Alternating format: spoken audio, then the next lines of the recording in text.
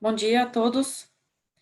Sejam bem-vindos ao nosso primeiro webinar da Câmara nessa situação extraordinária que a gente está passando. Então, nós tivemos que passar dos seminários presenciais para uma série de webinars, já que não podemos receber a todos vocês na Câmara. Ficamos felizes com o interesse de vocês nesse tema de assuntos trabalhistas. E eu gostaria de dar as boas-vindas, um bom dia para a Vilma e para o Rafael, do escritório Matos Filho, que tiveram a gentileza de nos trazer os aspectos atuais trabalhistas para o nosso webinar de hoje. E nós vamos daqui a pouco passar para a apresentação da Vilma e do Rafael. E só para explicar um pouquinho, vocês vão poder ouvir a apresentação, mas por fins de organização logística, vocês não vão poder a chance de se manifestar através da sua voz. Nós pedimos que vocês enviam as perguntas que vocês têm via a opção de perguntas, e no final da apresentação da Wilma e do Rafael, nós vamos repassar as perguntas e pedir para os dois responderem todas as suas dúvidas. Então, sem mais nada, eu vou passar a palavra para a Vilma e para o Rafael, da área trabalhista do Matos Filho, e enquanto a apresentação deles durar, também vou finalizar o meu vídeo. Vilma e Rafael, a palavra e a tela é sua. Bom dia a todos. Ficamos muito felizes em podermos colaborar com a Câmara. Agradecemos Cláudia e a toda a equipe da Câmara Brasil-Alemanha. Nós ficamos bastante felizes porque nós estamos vivendo um momento que, no nosso entendimento, é um momento único, porque nós nunca vimos o impacto de relações trabalhistas decorrentes de uma pandemia. É a primeira vez, pelo menos, dentro da nossa existência aqui. Claro que ninguém viveu em 1918 para falar lá da gripe espanhola, então, nas nossas existências, digamos assim, estamos falando aqui de uma situação única. Ela é única, mas também ela, de uma certa forma, retrata o quê? Ela retrata a necessidade das empresas tomarem providências que são urgentes. E essas providências, elas são urgentes por quê? Porque nós fomos obrigados a estarmos em um isolamento social. Então, tirando aqui os aspectos médicos relacionados com o isolamento ou a quarentena, do seu ponto de vista médico, do seu ponto de vista das relações de trabalho, o impacto que nos causa decorre do quê? Do isolamento social. Então, esse isolamento fez com que as empresas, da noite para o dia, ou de alguns dias para um outro dia, elas tivessem que tomar medidas urgentes e rápidas. Evidentemente que esse processo ele levou basicamente uma semana.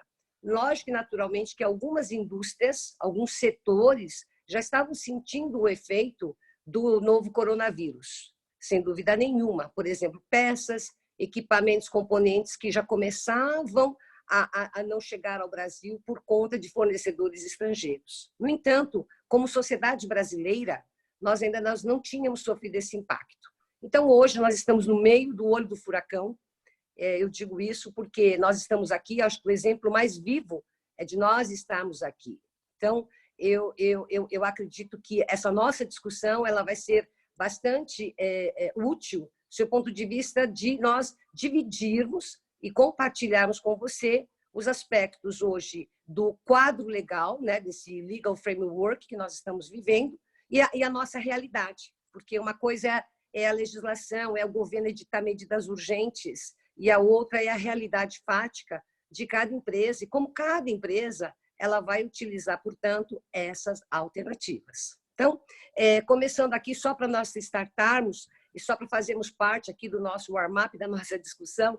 Eu sei que muitos de vocês já devem ter já falaram sobre a medida provisória da 927, evidentemente que já participaram de várias discussões.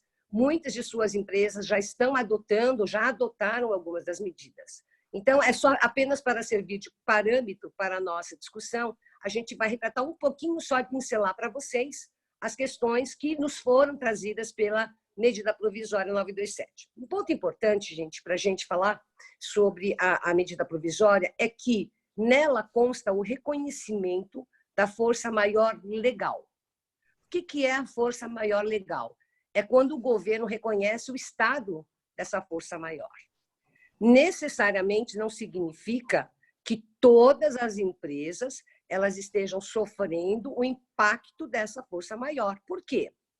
Uma grande parte das empresas, sim, mas algumas elas estão, pelas suas atividades essenciais, produzindo e tocando suas atividades naturalmente, com os empregos mantidos e com as pessoas indo trabalhar nas suas empresas.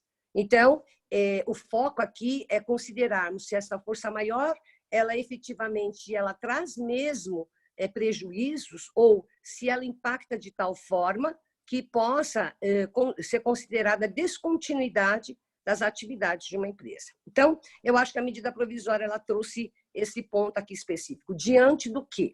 Diante do estado de emergência nacional, em caráter internacional, porque é uma pandemia, que esse é o fato gerador dessa força maior, e também em função do estado de calamidade pública. Então, em razão dessas duas situações jurídicas, vamos chamar assim, é que nós estamos falando aqui de uma situação emergencial na qual o governo vem e diz, olha, para nós resolvermos aqui temporariamente as situações e para socorrermos as empresas e também aos trabalhadores, nós, governo, editaremos essas medidas emergenciais. Então, eu acho que essa é a finalidade específica da medida provisória 927. Nós sabemos que estará vindo já uma outra medida provisória, então, uma parte daquilo que nós dissemos, muito possivelmente ou provavelmente, deverá sofrer alteração. Mas, por enquanto, vamos falar um pouco da realidade com base nessa medida provisória e as alternativas que essa medida provisória nos trouxe para que as empresas pudessem trabalhar e ter ali a continuidade das suas atividades. Tá? Então, acho que podemos colocar o nosso slide.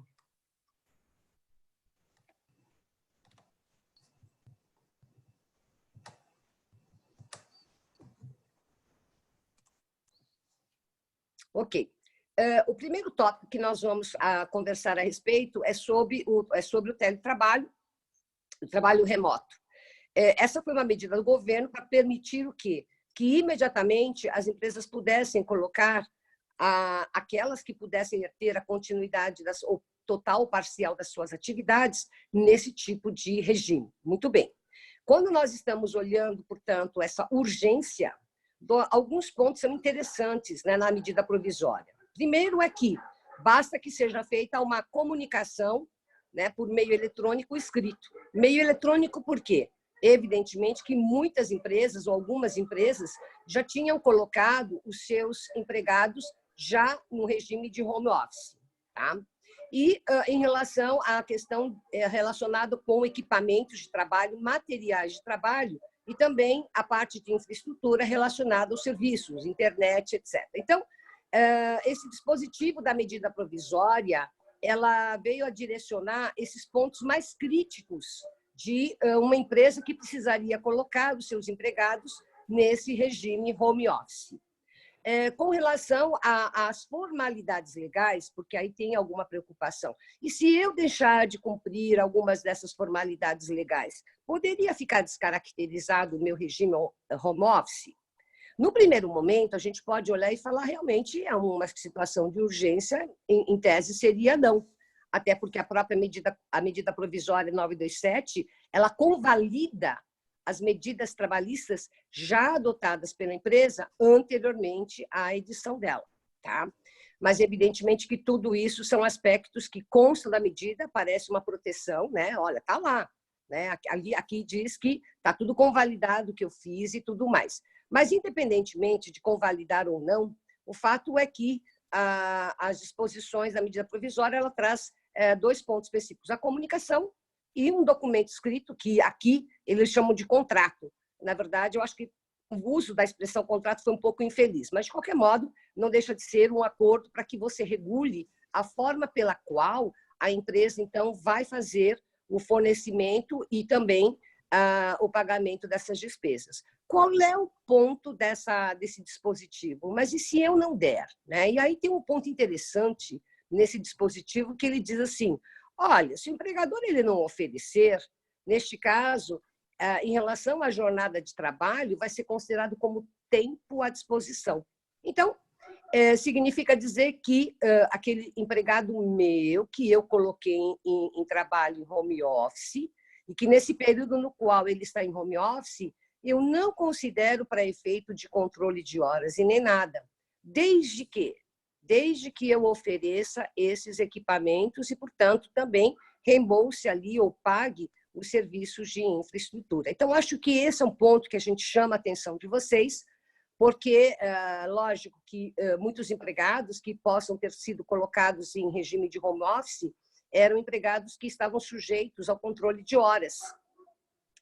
E que nesse ínterim, qual ínterim? Porque se você olhar a medida provisória, ele diz, enquanto perdurar o estado de emergência, enquanto perdurar esta situação. Por quê? Porque a gente sabe que é em caráter provisório e que, uma vez terminado o isolamento social, os empregados voltam a trabalhar naturalmente. Então, são alguns desses pontos que nós chamamos a atenção. Né? Primeiro, a questão da comunicação. Segundo, da instrumentalização. E aí é muito interessante, porque já sabendo que muitas empresas colocaram os seus empregados já nesse regime, então tem uma previsão aqui que você pode, dentro de 30 dias, então considerar a instrumentalização de como regular essas despesas ou forma de concessão desse equipamento, que no caso é o notebook. E também houve um endereçamento muito interessante com relação a estagiários e aprendizes. Por quê? Porque os estagiários e aprendizes, eles têm um tempo determinado, né? São contratos que têm começo e fim. Então, sob esse ponto de vista, se uma empresa ela coloca os estagiários que não são empregados da empresa, mas eles realizam seus estágios, computam-se essas horas de estágio para fins de comprovação para os efeitos da lei de estágio. Em relação aos aprendizes também, computa-se em relação à quantidade de horas. Então, eu acho que a medida provisória ela foi muito feliz ao também considerar a inclusão dos estagiários e dos aprendizes no regime. Né? Então, eu entendo que, para essa finalidade, não sofreram alterações os respectivos contratos. Quer dizer o seguinte, que se o contrato de um estagiário ia chegar ao final, no mês de maio, e que, portanto, ele está nesse regime de home office, desde que ele, evidentemente, eles estejam realizando as suas atividades, né, de estágio mesmo, desde que não haja desvio. Nós entendemos que é como se a vida continuasse naturalmente para eles, então não vai trazer tanto trabalho em relação à administração desses contratos. Então, assim, basicamente, em relação ao teletrabalho, trabalho remoto, né, que seria, no caso, home office, seriam esses os pontos principais. No que diz respeito à antecipação de férias individuais, é uma figura que não existia no capítulo das férias da CLT, né? Mas a gente sabe, todos sabemos, que na prática, muitas vezes, já ocorriam aí a concessão da antecipação de férias, né? Seja em situações isoladas, não com muita frequência, mas nós sabemos que em muitas situações essas férias já haviam sido concedidas ou vinham sendo concedidas por liberalidade, por mútuo acordo com o empregado. E qual era o efeito jurídico, né, quando uma empresa faz isso, se a lei não prevê, né, porque não tem previsão? O efeito era de que ou você considerava que, por não ter previsão legal, portanto, era ilegal, e que aí, então, com relação à forma de fruição dessas férias, poderia representar uma dobra, né, se não fosse ali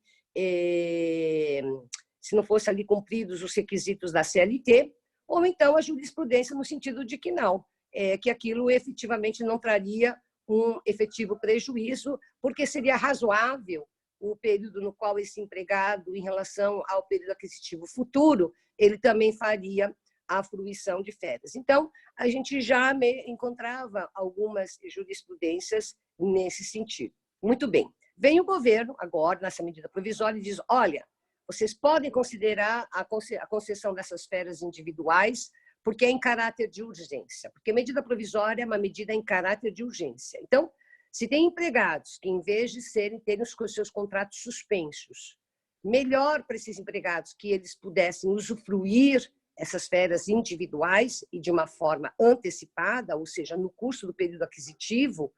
Então, neste caso, esse dispositivo, ele possibilitou isso. E também flexibilizou, né, gente? Porque o prazo aqui para comunicação foi reduzido de 30 para 48, exatamente para atender a questão da urgência, tá? E também, vocês vejam que o espírito da lei é tão voltado à questão do novo coronavírus que há uma disposição de que serão priorizados os grupos de risco, né? Então, aqui, a gente, quando fala de grupo de risco, a gente está falando daqueles de alto risco e daqueles que, eventualmente, tenham comorbidades, né? E também considerando ali as grávidas, né, que apesar de não estar no contexto de comorbidade nem de ser de alto risco, também elas se encontram do ponto de vista da vulnerabilidade. E também houve a previsão aqui em relação às áreas de saúde, também para as funções essenciais, que esse empregador ele pode chegar para esse empregado, para quem ele deu essas férias antecipadas, e falar, olha, você volta a trabalhar, né?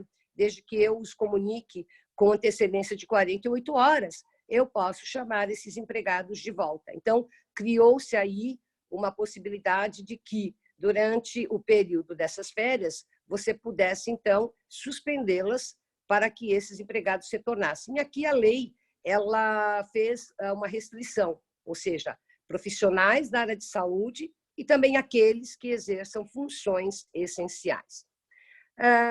Também para contemplar os empregadores em razão de fluxo de caixa e também para a questão voltada aos pagamentos, o governo vem e diz, olha, o terço das férias você pode pagar junto com o 13º. Então, isso, de uma certa forma, já representou uma forma na qual o governo ele olha agora pelo lado do empregador e diz, você não precisa gastar esse dinheiro, então você pode postergar este pagamento, né? E aí o pagamento das férias, né, que pode ser feito 2 dias antes do início dela, né, até que ele venha a ser pago no 5º dia útil. Então, basicamente, no que diz respeito à antecipação de férias, nós temos essas questões que são as questões urgentes, ou seja, você conceder antecipação de férias em caráter de urgência, redução dos prazos de comunicação, você dar prioridade dessas férias e também para ter algumas atividades nas quais você pudesse suspender essas férias. Férias coletivas. Vamos falar aqui um pouco dessas férias coletivas que muitas empresas elas efetivamente optaram por adotar as férias coletivas, tá?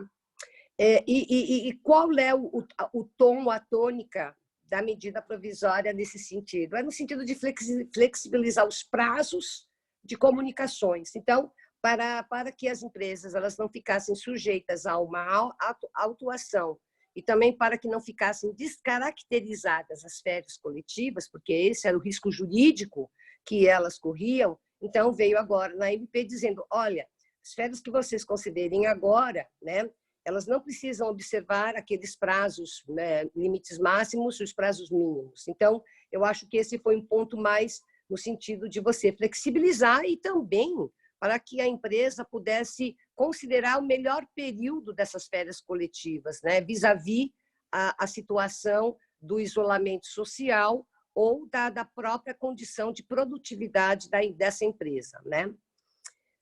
Na antecipação dos feriados, que é um outro tópico, na verdade, a única coisa que o governo fez foi efetivamente considerar como sendo uma faculdade, né, nesse sentido. A gente já tinha isso, de uma certa forma, em relação à possibilidade de ser negociada a antecipação dos feriados, né? Quando no artigo 611-A da CLT, ali já existe a previsão da possibilidade de troca de feriado. Sem contar que no passado, há muitos anos atrás, uns 10, 15 anos atrás, existia uma lei que dizia que as férias deveriam ser usufruídas, né? Havia uma troca para que fossem usufruídas na segunda-feira. Nós tivemos um período assim no Brasil, né?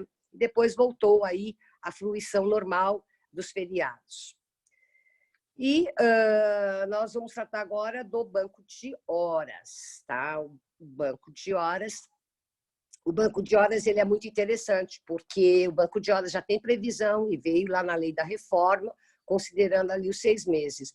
E aqui o legislador, né, enfim, perdão, o governo, ele vem e fala, olha, eu estou aumentando este período para 18 meses. Então, vejam vocês, que o governo já tem uma ideia de mais ou menos em quanto tempo que nós vamos sofrer a intempérie resultante da pandemia, né? 1 ano e meio. Então, aqui, quando o governo diz, olha, você não precisa pagar aqui as horas extras, porque você vai poder inseri-las no banco de horas e 18 meses para você compensá-las, né?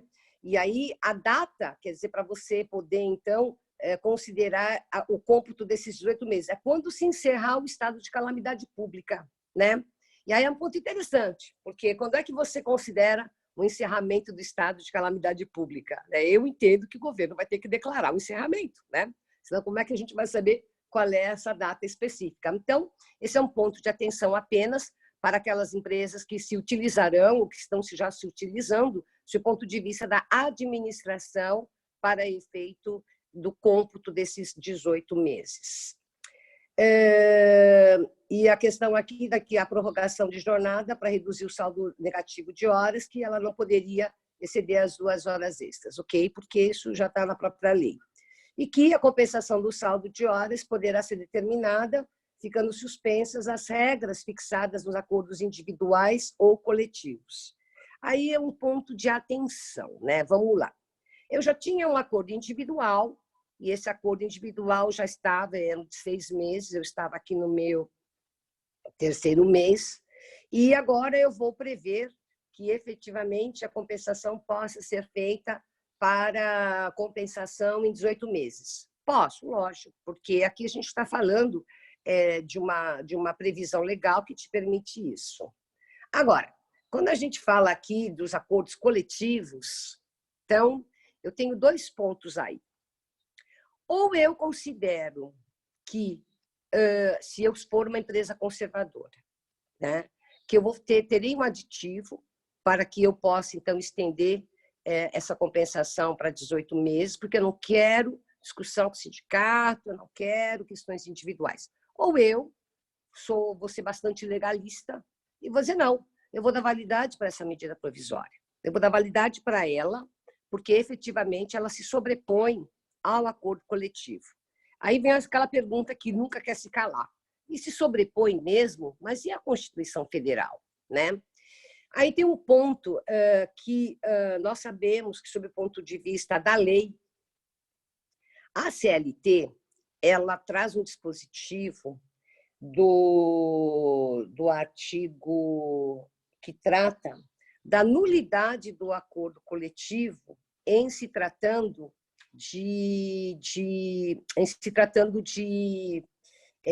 não força maior, em se tratando de norma de política econômica. Então, quando a gente olha para um dispositivo da CLT que trata dessa questão de que uma norma coletiva ela seria nula, porque se ela infringir uma norma de política econômico-financeira, ela pode ser assim considerada como nula. É uma disposição que tem, se não me engano, no artigo 623 da CLT. Nós usamos muito esse dispositivo da CLT na época dos planos econômicos, né, em algumas situações, porque algumas categorias sindicais fechavam convenções coletivas que eram simplesmente prejudiciais para as empresas no momento crítico dos planos econômicos. Então, muito se discutiu em relação à aplicação desse dispositivo. E, por incrível que pareça, na época dos planos econômicos, nós chegamos a ter até um pronunciamento do Supremo Tribunal em relação à validade desse dispositivo. E vejam que é um dispositivo que ele é anterior à Constituição de 88 e que mesmo depois da Constituição de 88, nas discussões que nós tivemos em termos de planos econômicos, o próprio Supremo entendeu que esse dispositivo não contraria a Constituição Federal. Então, aí eu tenho agora na mão 2 situações. Minha empresa ela tem um acordo coletivo que diz que o prazo máximo é de 8 meses, ou, enfim, 1 ano. E agora veio essa lei, esse artigo da MP, e diz que a compensação pode ser feita por 18 meses. Se eu quiser ignorar o acordo coletivo e adotar para os meus empregados, porque ou o sindicato não quer fazer o aditivo, porque se o sindicato fizer o aditivo, eu, honestamente, eu digo façam, sabe? Porque eu acho que eu sempre vejo pelo critério do que é viável, que é execuível, né? Então, se for execuível que seja feito um aditivo, é uma salvaguarda. Agora, para aquelas que não puderem e efetivamente tiverem que, tem um argumento. O quanto esse argumento a gente poderia utilizar e que hoje esse Supremo, porque esse Supremo de hoje não é o Supremo da época dos planos econômicos. Então, o quanto esses mesmos ministros do Supremo poderiam pensar da mesma forma é um ponto de interrogação. Tá? Então, em relação à questão do banco de horas, esses são alguns pontos que nós estamos trazendo aqui para vocês. E para as empresas, que evidentemente são estabelecimentos de saúde, né?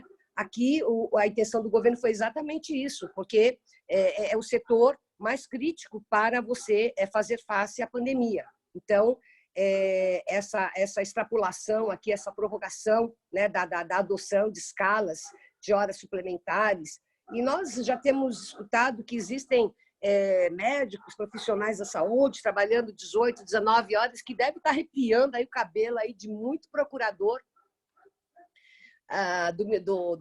do procurador do trabalho, mas nós estamos falando aqui de uma situação de emergência. Então, a gente tem, evidentemente, uma determinada limitação constitucional. Vamos ver como é que essas questões elas vão ser tratadas se amanhã elas vierem a ser judicializadas.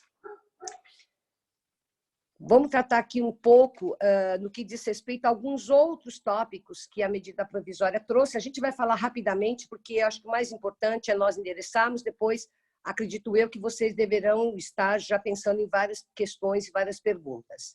A suspensão de treinamento obrigatório, eu acho que isso não tem nenhuma novidade, né? Até muito pelo contrário. Algumas empresas que naturalmente já devem estar fazendo de forma digital, elas provavelmente já devem estar se utilizando disso, né? Ou seja, fazer esse treinamento à distância. A questão da CIPA, né, que elas poderão ser mantidas até o encerramento, isso é natural, óbvio. Enquanto a empresa existir, os empregados estão ali e nem que a empresa mandasse embora empregado, gente. A CIPA que está em curso, ela, pela própria norma regulamentar, ela tem que ser mantida, né, até o fim.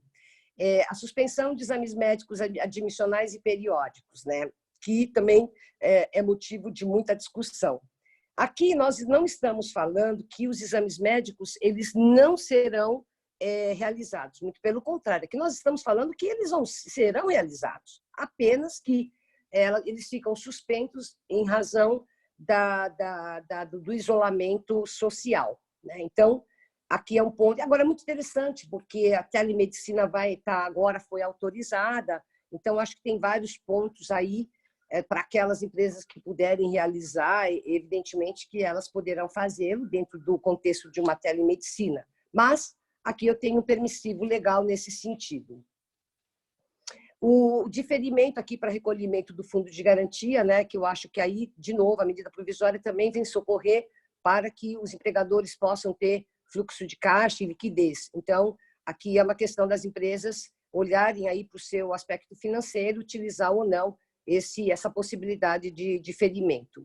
Suspensão de prazo administrativo, óbvio, acho que no momento como esse, a gente não vai imaginar que as empresas aqui tenham que ficar atrás aqui das defesas e recursos administrativos dentro de um contexto de isolamento. Então, também foi uma medida salutar, boa do governo nesse sentido. A doença do trabalho. Aqui há um reconhecimento de que o Covid-19 não é uma doença do trabalho. E só coloca uma vírgula dizendo-se comprovado aqui o nexo causal, né? Esse é um ponto só de endereçamento, no sentido de que as empresas têm que ter a comprovação de que adotaram as melhores práticas, do ponto de vista de que, não houvesse a transmissão, né, ou o contágio dentro do ambiente de trabalho, né? Então, mas mesmo no home office, de uma certa forma, não deixa de ser uma extensão da própria empresa, se a pessoa estiver trabalhando nesse contexto. Então, adotar as boas práticas também extensivas para as pessoas que estão em home office, ou seja, na sua casa, para evitar o quê? Para evitar que essa pessoa sofra um contágio, para evitar que ela procure observar ali o isolamento social, né, permanecendo o trabalho nesse regime. Então, as boas práticas da empresa também deverão contemplar. E alguém vai perguntar, mas espera aí, mas como é que eu vou controlar no final de semana o empregado se ele decidir fazer uma viagem curta de 30, 40 quilômetros? Bom, primeiro porque o isolamento social é governamental, né? Então, o próprio governo já diz, olha, a gente recomenda que vocês não se locomovam e nem que vocês se aglomerem. Então, aí é geral. Nesse contexto, você não pode impedir o sujeito de ir e vir. Tanto que nós tivemos várias discussões até onde os governos estaduais ou municipais poderiam proibir o ingresso de pessoas dentro de um determinado município ou de utilizar uma determinada estrada e tudo mais. Então, a questão do isolamento social, ela realmente diz respeito à saúde do indivíduo e dos demais. Então, boa prática é dizer que o cumprimento do isolamento social não é uma determinação de empregador, mas sim de uma questão de ordem governamental e voltada para a saúde. A prorrogação da vigência do acordo coletivo, né? Bom, tudo isso, gente, é aquela velha história, né? Pode vir uma lei e falar que o prazo de vigência de uma norma que efetivamente as duas partes é que tem que negociar, vem o governo, vem um terceiro negociador, que é o governo, e fala, bom, eu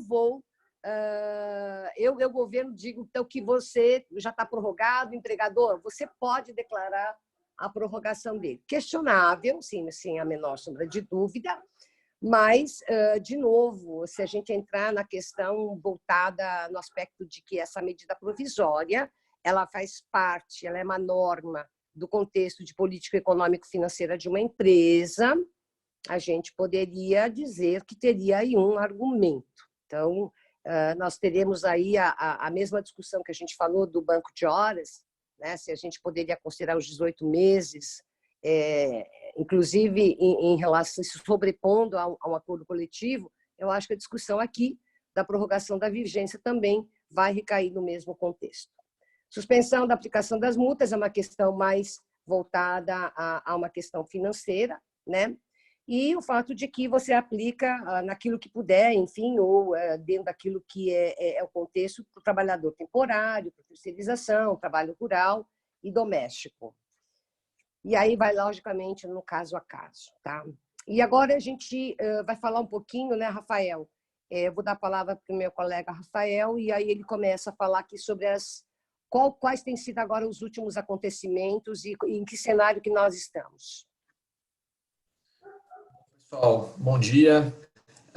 Bom, em linha com todas essas determinações aí do governo, houve a expedição recente de um ofício circular pela Secretaria da Inspeção do Trabalho, basicamente para passar orientações gerais aos trabalhadores e empregadores em razão dessa pandemia da Covid-19.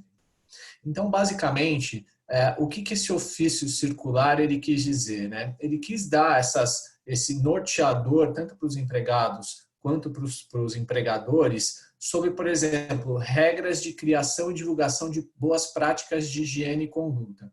Aqui nada mais fez do que a secretaria do que dizer para o empregador como ele deve se comportar, por exemplo, na situação em que você tem a identificação de algum empregado com suspeita ou até mesmo contaminado já pela Covid.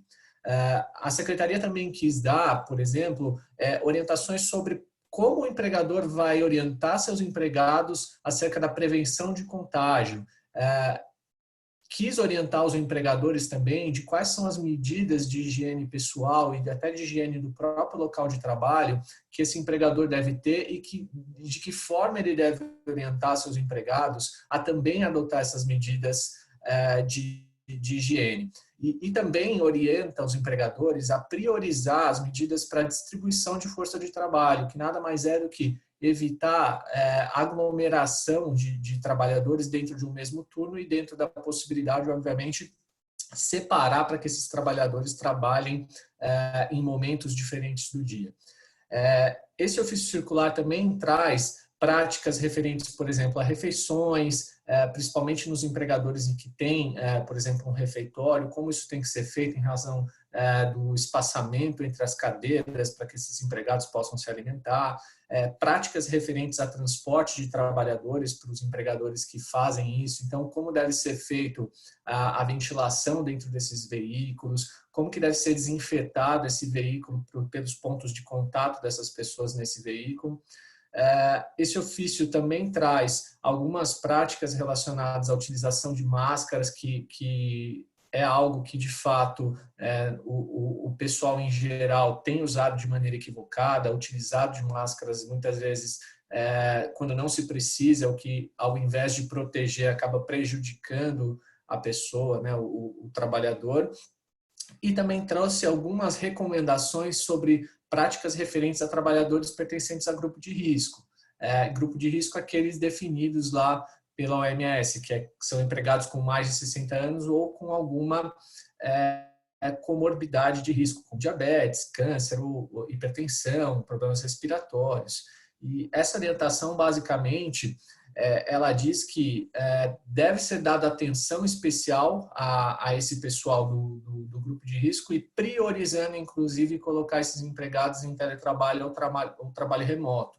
E na impossibilidade disso ser realizado, que esse empregado ele trabalhe num local prioritariamente isolado, arejado, higienizado, e que ele não tenha, dentro do possível, contato com clientes, tá?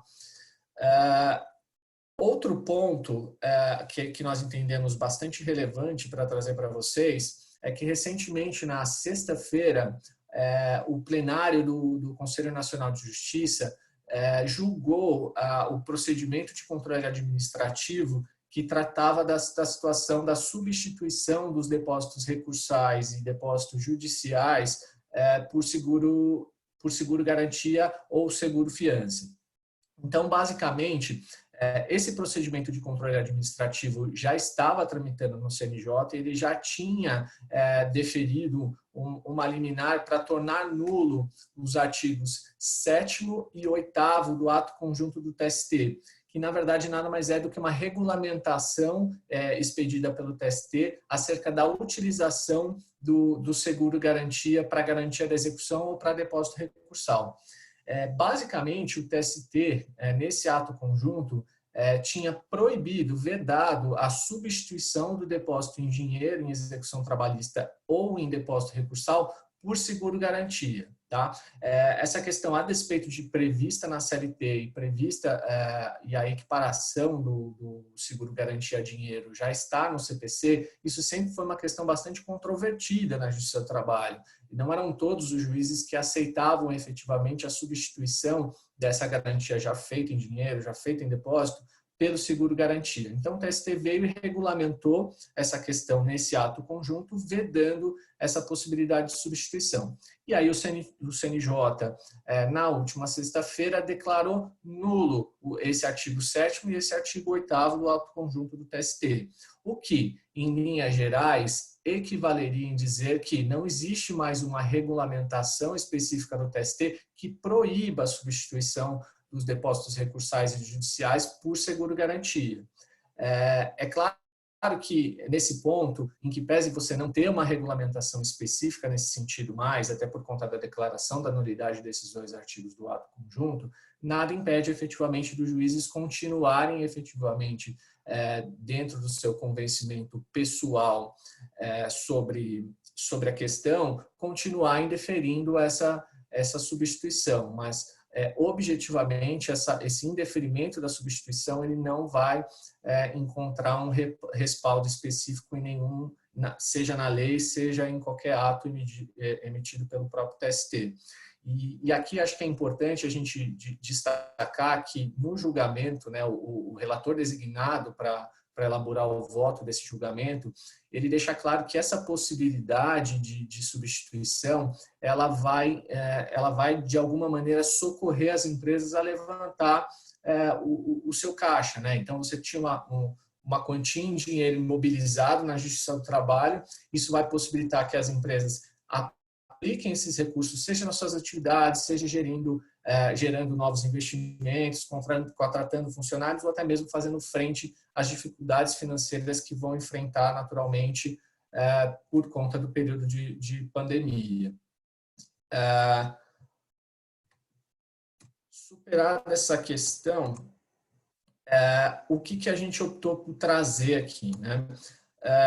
Está se discutindo muito na mídia, se divulgando na mídia, a possibilidade de uma nova medida provisória para regular questões trabalhistas, né? A própria CNN divulgou recentemente, na sexta-feira, que teria tido acesso à redação dessa nova medida provisória que estaria por ser aí editada nos próximos dias. Fato até curioso que hoje saiu uma nova medida provisória, mas para regulamentar questões específicas na seara societária, e o número dessa medida provisória é 931, o que possivelmente a 930 será essa nova medida provisória para tratar especificamente das questões trabalhistas, mas que efetivamente por hora não se tem efetivamente a sua publicação. E aí o que a CNN divulgou, né, a respeito dessa possível nova medida provisória? Essa nova medida provisória ela criaria o Programa Emergencial de Manutenção de Emprego e Renda. Nesse programa, efetivamente, o governo estaria direcionando mais de 51 bilhões para que o governo faça frente a esse período de crise e socorra aí os trabalhadores e os empregadores nesse período de problemas com a Covid. Essa MP basicamente trataria de duas situações específicas, que seria a redução da jornada de trabalho e redução salarial e também a possibilidade de suspensão do contrato de trabalho. A própria MP 927, ela trouxe, num primeiro momento, no seu artigo 18, a possibilidade de suspensão do contrato de trabalho, que era mais ou menos uma combinação ou uma versão diferente do próprio layoff que já previa na CLT. Só que, obviamente, a MP trazia algumas determinadas condições, como, por exemplo, a não necessidade do governo de efetuar efetivamente o pagamento da Bolsa Auxílio e a possibilidade do empregador negociar o pagamento de alguma quantia nesse período de suspensão do contrato de trabalho. Mas, e até bastante polêmico, esse artigo 18 ele foi revogado num primeiro momento por Twitter, né, pelo presidente, e depois efetivamente optou pelas vias corretas, né, em revogar essa medida provisória, e aí, em tese, essa nova medida provisória trabalhista trataria dessa questão da suspensão do contrato de trabalho.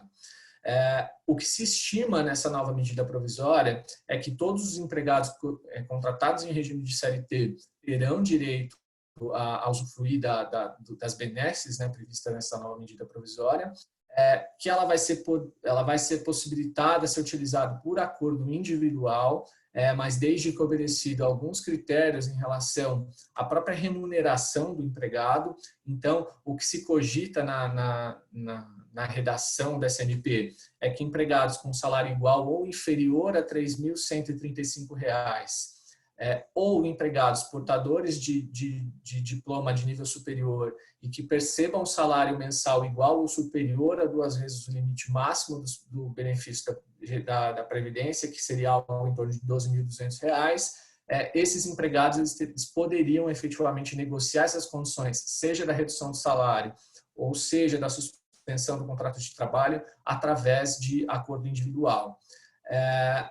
Ao passo em que empregados não enquadrados nesses valores somente poderiam se valer dessa suspensão, né, ou da redução do salário, quando for superior a 25%, se negociado por acordo ou convenção coletiva. Tá?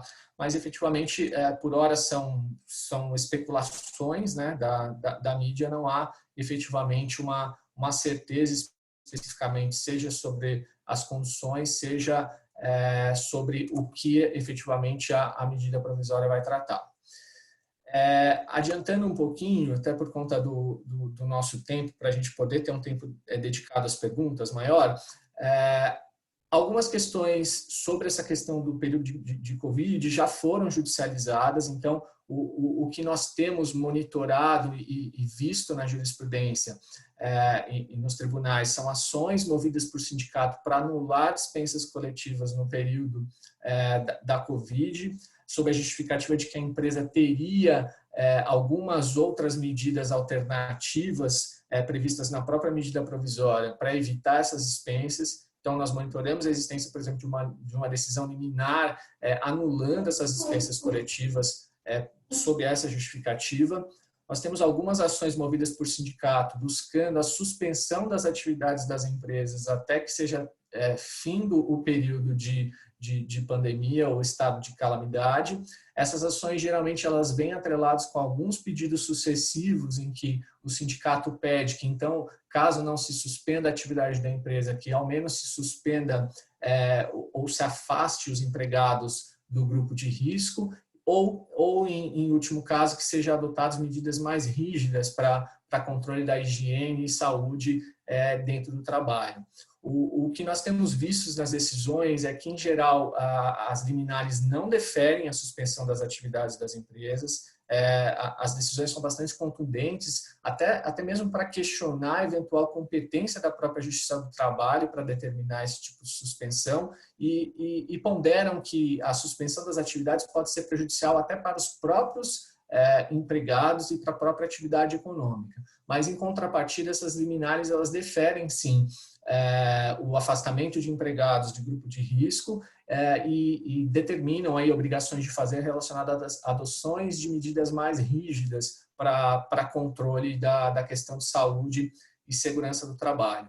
E aí também temos visto alguns interditos proibitórios ajuizados pelas empresas para evitar algumas condições de greve, mas esses interditos, no fim do dia, acabam morrendo no meio do caminho, porque as greves ou acabam não ocorrendo, ou acabam sendo encerradas e os interditos acabam perdendo o objeto. E, por fim, a gente gostaria de, pelo menos, citar para vocês, em benefício do tempo, que a MP 927 está sofrendo alguns ataques acerca de inconstitucionalidades em ações diretas de inconstitucionalidade. Então, temos aí pelo menos umas 5 ações diretas de inconstitucionalidade.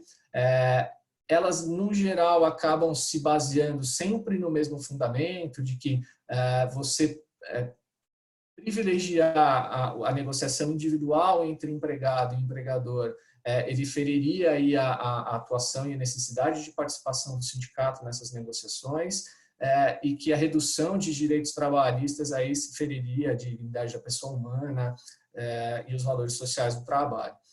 E dentre essas ações diretas de inconstitucionalidade, a gente tem a 6342, que foi ajuizada pelo PDT, que é a que está mais um pouco adiantada em termos de decisão. O ministro Marco Aurélio indeferiu a liminar prevista na DI, e aí, dentre outros fundamentos, por entender que, efetivamente, não se pode furtar do chefe do Poder Executivo a competência de editar normas justamente no período que a gente se encontra, né? O período emergencial justificaria efetivamente a adoção dessas medidas, então, que não se verificaria num primeiro momento qualquer causa efetivamente de inconstitucionalidade da MP 927. Acredito que seja isso e a gente vai abrir para as perguntas agora. Muito obrigada, Rafael. Vi uma apresentação certamente muito interessante. Isso se dá para perceber também nas perguntas que recebemos e que estamos recebendo ainda. Para responder uma pergunta já, a apresentação nós vamos disponibilizar no nosso site, no site da Câmara, mas também o webinar vocês podem reacompanhar no canal de YouTube dedicado da Câmara. Então, qualquer dúvida depois manda para nós se vocês não estão encontrando, mas no último slide nós vamos disponibilizar para vocês também os links. Vamos às perguntas. Eu juntei um pouco as perguntas por categoria de temas e vamos começar com as perguntas que estão relacionadas ao home office.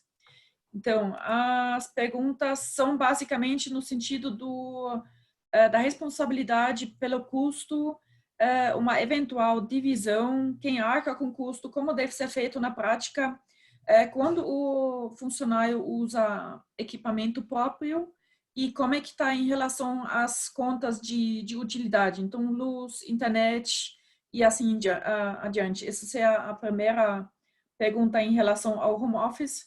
A segunda, o retorno do home office também seria com aviso dentro de 48 horas. E o último, o que acontece com os benefícios? Vale transporte, vale refeição nesse período de home office? O que acontece se uma empresa tem um refeitório? Como isso deve ser tratado? A gente recebeu várias perguntas nesse sentido e gostaria de passar para essas perguntas primeiros, se vocês quiserem responder. Ok, vamos lá. São perguntas realmente interessantes, porque, na verdade, de novo, né, o que a gente fala, o que a lei fala é uma coisa, o que a gente tem que praticar no operacional é que a gente sente os efeitos da lei. E esses pontos, eles são interessantes porque, quando você coloca o trabalhador em home office, o contrato de trabalho está vivo, ele está ativo, o empregado ele está trabalhando. Então, a concessão de benefícios desse trabalhador, desse empregado, eles continuam normalmente. Não é estar em casa com uma licença remunerada, né, e sem trabalhar. Não, aqui nós estamos falando de pessoas que estão trabalhando, né, elas estão produzindo, e o contrato de trabalho se mantém inalterado. A única diferença é que, em vez dele ser realizado no seu estabelecimento, no estabelecimento do empregador, ele está sendo realizado na casa desse empregado. O artigo 75A da CLT, ele evidentemente, já tratava dessa questão quando instituiu a modalidade do novo tipo de contrato de trabalho, chamado de teletrabalho. Muito bem. Embora o artigo 75A ele não tenha endereçado pontos específicos para considerar a inclusão do trabalho remoto, né, porque isso é um outro tipo, né, porque há uma distinção na doutrina em relação a isso, o fato é que, na medida provisória, foi endereçado. Então, você ter o acordo do empregado para que a empresa ela dê o equipamento. Então, ela dá o equipamento que é o notebook. Muitos já têm esse notebook. Muitos já trabalham e já levam, inclusive, para casa esse notebook. Então, em relação a esse empregado, seria o quê? O uso da internet ou, quando muito, da própria energia. Algumas empresas estão considerando na faixa de R$30 e feito de uma forma proporcional. Por exemplo, se ela iniciou o seu home office, por exemplo, em 16 de março, e aí você considera que a partir de 16 de março você vai efetivamente pagar essa despesa, então você pode considerar que para a sua empresa o valor mensal que você vai pagar é de R$30 para que o empregado possa fazer face aos serviços, né, de infraestrutura, e aí você coloca a regra de que será proporcional, ou enfim, conforme você entenda. E a gente tem que lembrar que, para efeito de folha de pagamento, né, gente, que é outro operacional, nós temos que denominar essa despesa, né, e ter ali efetivamente trafegando ali, sendo inserido na folha. Por quê? Porque ela não tem natureza salarial.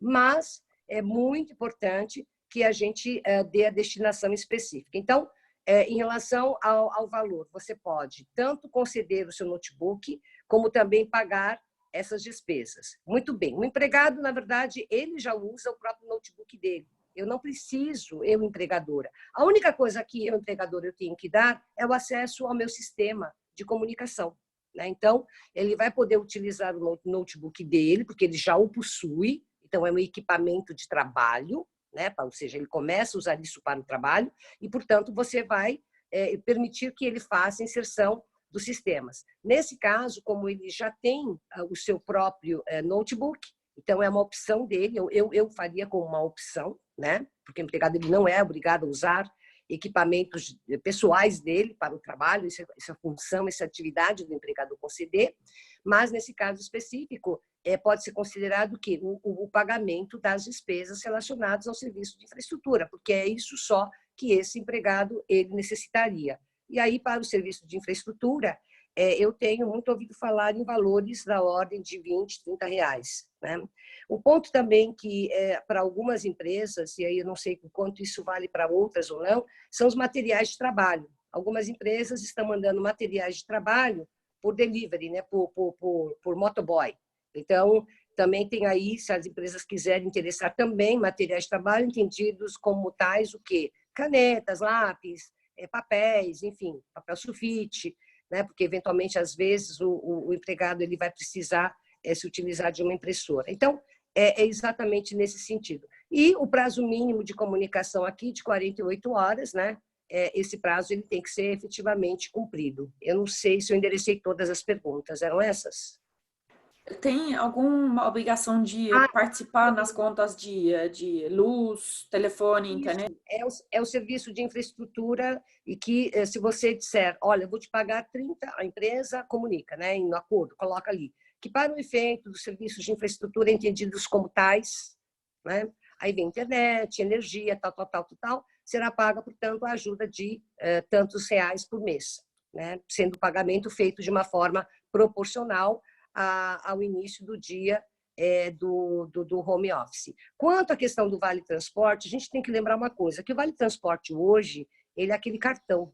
Então, se o empregado utilizou, vamos supor que a minha empresa, eu comecei a utilizar o Vale, eu entrei em home office no dia 16. Significa dizer que, em relação ao Vale Transporte do mês de março, por exemplo, eu usei até o dia 15.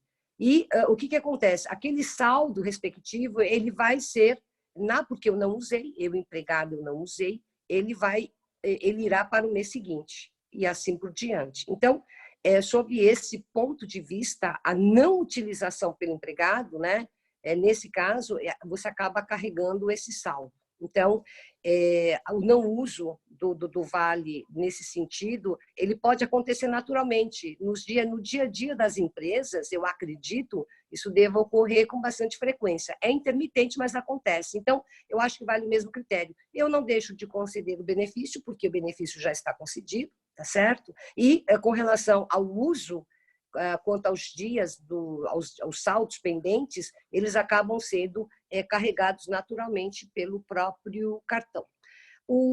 A alimentação, eu concedia a alimentação, né, muito provavelmente como operadora, e está no programa, está no PAT. Esse empregado meu está em home office, ele está trabalhando, então, mas ele está comendo na casa dele. É verdade, ele está comendo na casa dele, ele está trabalhando, né? Em relação ao PAT, portanto, nada impede que a empresa, nesse período aqui provisório, que a empresa substitua o fornecimento in natura, né, da refeição por um vale, pelo ticket de refeição, por exemplo, de tal modo que o empregado possa pedir comida por delivery, por exemplo. Então, você continua a conceder normalmente esse benefício nesse sentido, tá? Essa seria uma alternativa para aquelas empresas que somente concedem esse benefício com o fornecimento in natura de refeições. E o outro ponto, qual que era? Era transporte, o ticket, era alimentação. Eram só esses dois pontos, não é isso? Eu tenho acompanhado aqui pelas perguntas que o pessoal está bastante em dúvida se seria obrigatório o pagamento dessa ajuda de custo. É importante que a gente deixe claro que essas disposições relativas a como isso vai ser tratado, isso vai estar no contrato celebrado entre o empregado e o empregador. É aquele contrato que a MP diz. Então, tudo vai depender do que for acertado entre o empregador e o empregado acerca efetivamente do custeio, de como vai ser feita essa estrutura efetiva para o trabalho em home office. Ok. Então, vamos às próximas perguntas, que é um bloco que tem a ver com as férias. Chegaram bastante perguntas. O que é com a regra de que a saída para as férias não pode acontecer nem quinta, sexta ou nesses dias antes de feriado? A medida provisória mudou alguma coisa nesse sentido? Tem mais perguntas em relação ao pagamento do terço das férias e se as férias coletivas podem seguir férias individuais. Eu vou até, depois vocês responderam essas primeiras duas perguntas, eu vou puxar a pergunta completa porque ela era um pouco mais complexa. Tá bom? Tá. Em relação a esse prazo, a gente está falando aqui das férias individuais, né, da antecipação. Não houve mudança. né? Porque ela não foi direcionada, não há menção, né, do que diz respeito ao fato de que você somente poderá usufruir dentro desse contexto. Então, na discussão que nós tivemos e estamos tendo, aliás, com várias associações de diversos setores, a gente fez a sugestão para que isso ficasse bastante esclarecido, né? Nesse sentido, se aplicaria ou não, ou então para dizer que não se aplica também, né? E nesse momento, como não tem nada, então a única previsão que você tem já é do dispositivo anterior. Então, eu sou mais conservadora sobre esse ponto de vista de aplicação de lei. Então, o que você tem é exatamente o dispositivo que diz que você tem que observar que seja considerado 2 dias antes, nesse sentido, né? Que não pode ser antes de feriado, ou enfim, do sábado. E eu acho que esse é um ponto que a gente tem que observar pela legislação já existente. Não foi um ponto tratado na medida provisória, mas eu entendo que a empresa ela deverá observar isso. Então, também a regra do fracionamento das férias em 3 períodos, respeitando o mínimo de 5 dias de descanso, com isso a OCE também continuar. Ah, sim, também. É interessante porque na medida ele fala, olha, respeita aí os 5 dias, né? Mas evidentemente que ele não trata dos demais dias, né? Ou dos demais fracionamentos. Então, entende-se, porque aqui, gente, a gente só está falando de antecipar férias. Quer dizer, estou antecipando as férias individuais. E as férias individuais, ela tem a legislação específica na própria CLT nesse sentido. Então, naquilo que não está previsto nesses dispositivos, evidentemente que você continua a aplicá-las, porque senão o dispositivo teria dito de uma forma diferente. A pergunta também é, as férias podem ser aplicadas por departamento? As individuais, acho que as individuais, as coletivas. acho que a pergunta se refere mais às férias coletivas. Nos individuais não faz muito sentido. Isso, as férias... pode falar. Já terminei. Ah, tá. Em relação às férias coletivas, sim, elas poderão ser consideradas por setores, enfim, conforme atenda às necessidades do empregador, né? Pelo menos é isso que consta do dispositivo nesse sentido. Tá bom. Então, vamos à temática de banco de horas e marcação de pontos. A primeira é se pode continuar com a marcação de ponto. Não há nenhum impeditivo, especialmente se a gente considerar o home office dos empregados que hoje trabalham em regime de controle ou de sujeição ao horário e controle de jornada. Nada impede que a empresa continue a adotar esse regime, mesmo estando em home office, mesmo dando o equipamento, mesmo dando o reembolso ou pagamento dos serviços, por exemplo, nada impede. A próxima pergunta é, a empresa já tem acordo de banco de horas com os colaboradores desde 2018. Nesse banco de horas tem saldo positivo e eles já estão utilizando esse saldo agora, nesse período de emergência. E a pergunta é se fica o saldo pendente a ser concedido ou pago, se pode usar os 18 meses posteriormente ou se mantém os 6 meses do acordo, do que já tenha acordado. Tá, vamos lá. A empresa tem um banco de horas, e sei lá, estou imaginando que esse banco de horas ele tenha hoje o prazo de 6 meses. Então, hoje, essa empresa vem e fala, bom, eu tenho aqui empregados que têm um saldo e tudo mais, então eu vou colocar esses empregados para eles descansarem, né? Então, ele não é home office, não é nada, o empregado está simplesmente descansando, usufruindo da compensação, daquele saldo de horas, né, que decorre desse banco de 6 meses. E esse empregado descansou e aí efetivamente saldou aquilo que tinha que saldar.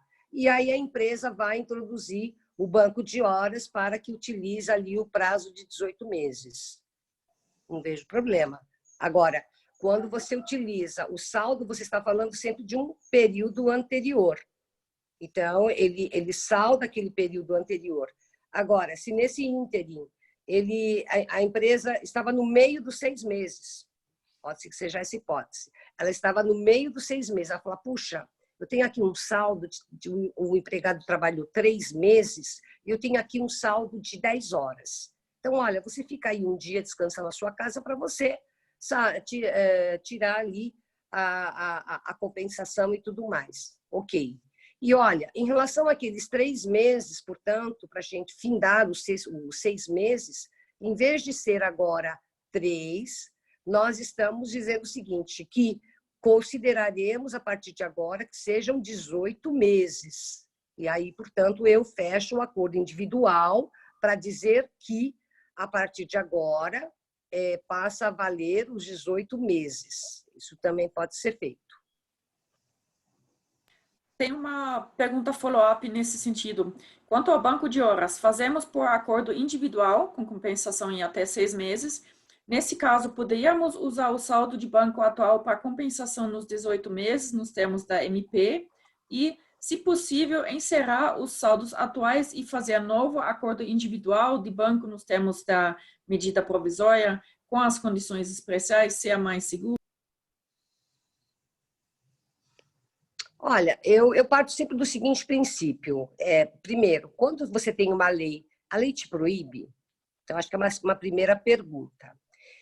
Segundo, se a lei não te proíbe, ou ela não é muito clara a respeito disso, porque aqui, quando a medida provisória ela tratou da possibilidade de você realizar a compensação por 18 meses, evidentemente que ela não tratou das situações que até então estavam acontecendo em termos de banco de horas, mas também ela não proíbe.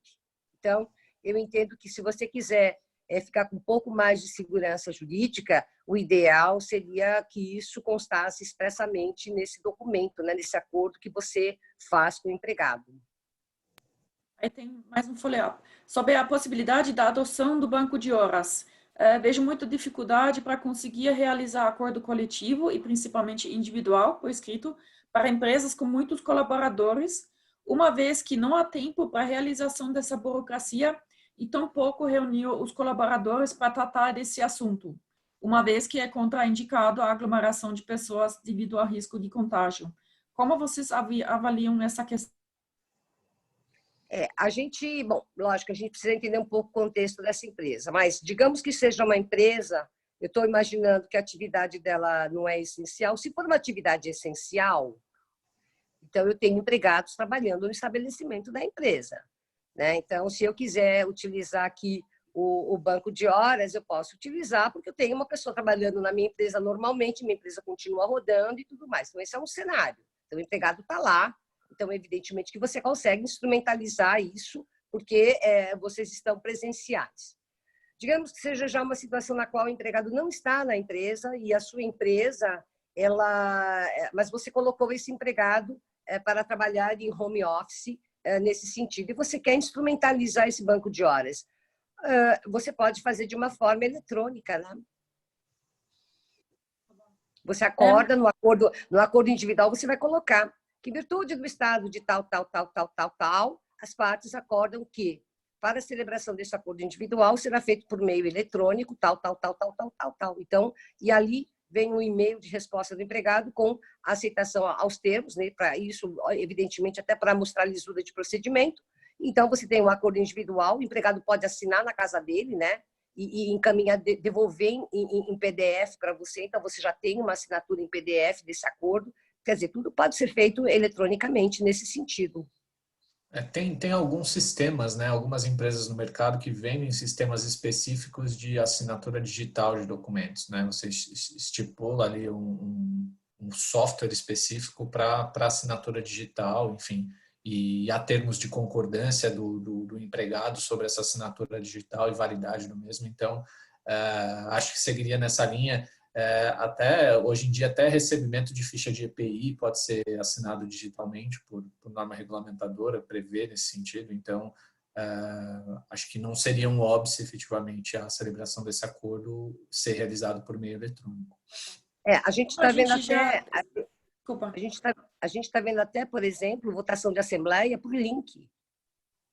Então, assim, eu acho que essas disponibilizações com uso eletrônico é o ideal para as empresas nesse momento.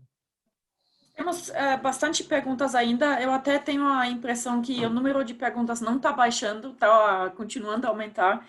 Nós temos ainda sobre exames médicos, sobre a redução de salário, a suspensão do contrato, doenças, processos judiciais em relação ao depósito.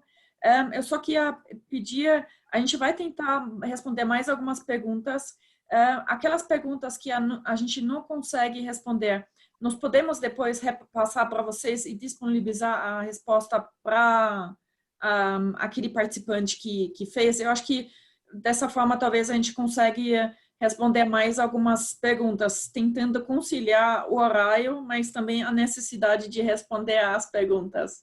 Até talvez, em último caso, a gente faz um outro webinar especificamente sobre os temas ainda em abertos. Mas podemos proceder dessa forma com as perguntas?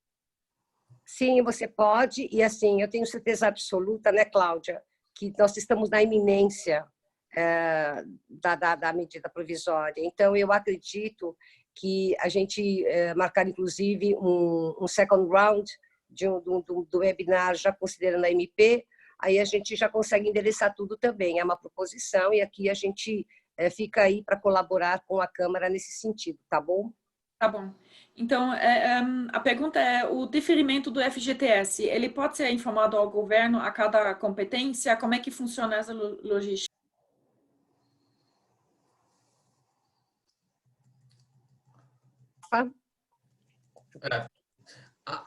A questão da comunicação, efetivamente, ela não tem uma previsão expressa na MP, né? O que ela fala é que você pode, né, sobre esses 3 meses de competência, pagar nos próximos, de maneira parcelada, nos próximos 6 meses. Então, acho que vai acabar sendo algo que vai ser operacionalizado por cada empregador, da maneira que ele entender mais adequado, já que você não tem uma regra específica na MP dizendo como isso vai ser efetivamente operacionalizado.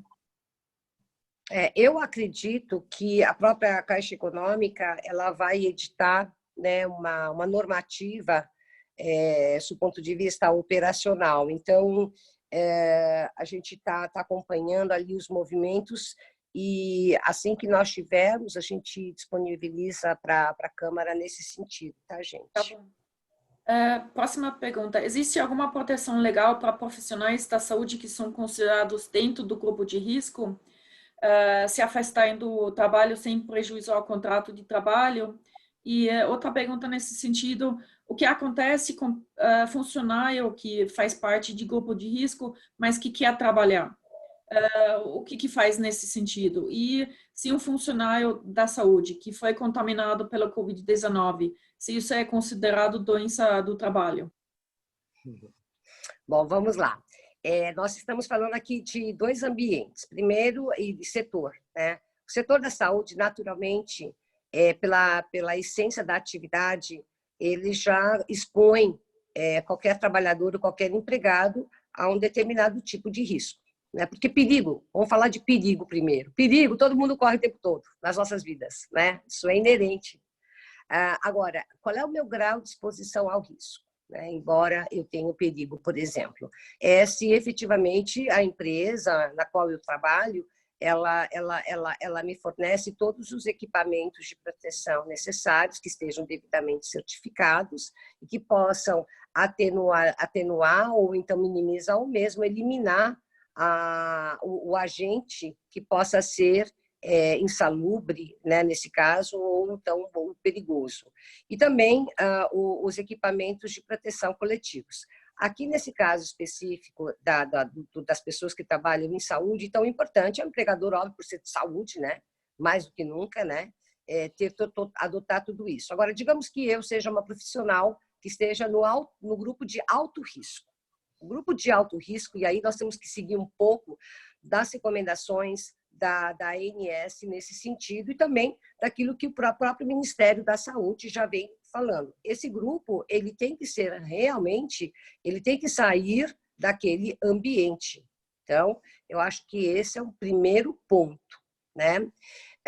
Segundo ponto, se o empregado que é de um grupo de risco, sei lá, não sei se é alto, não. O alto, ele esquece. Se for aquele que reconhecidamente tem mais de 60 anos, tem as comorbidades, pelo tipo de comorbidade que ele tem, é considerado como estando dentro do grupo de alto risco, e quem diz isso é o médico, né? Então, não é a empresa que vai dizer, olha, você está no grupo. Não, a empresa sabe que é porque ela vê uma norma, mas também em relação a determinadas patologias, a determinadas situações, é o médico que vai dizer.